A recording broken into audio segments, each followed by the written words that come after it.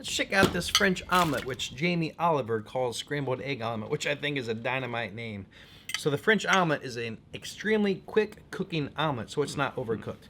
This one's got a little goat cheese in there. You want the pan really, really hot. It almost takes longer to heat the pan up than it does to cook the omelet. Then you've got to crack the eggs, give them a whip with a fork, a little salt and pepper. While the pan is heating, a little bit of oil goes in. You'll know the pan is hot when you see a little bit of smoke and that oil as you're moving around, it goes fast, right? The hotter the oil is, the faster it moves. And then one of the true keys to making the French omelet not brown is movement, right? That pan is so hot when you're moving that pan, that omelet, it doesn't have time to just sit there and burn or get too dark. Then as you're moving the pan very fast, that egg is cooking, but it can still stick. So you'll take your popsicle stick or chopsticks or whatever's not going to scratch your pan. And then notice as you're mixing and stirring, if it looks like the egg is going to start breaking apart, that means it's being cooked. You want to stop. You can still shake, but stop scrambling, or it'll turn into scrambled eggs. Both hands are working. You're going to shake the pan with one hand, and you're going to stir the eggs with the other pan. Turn the heat off so it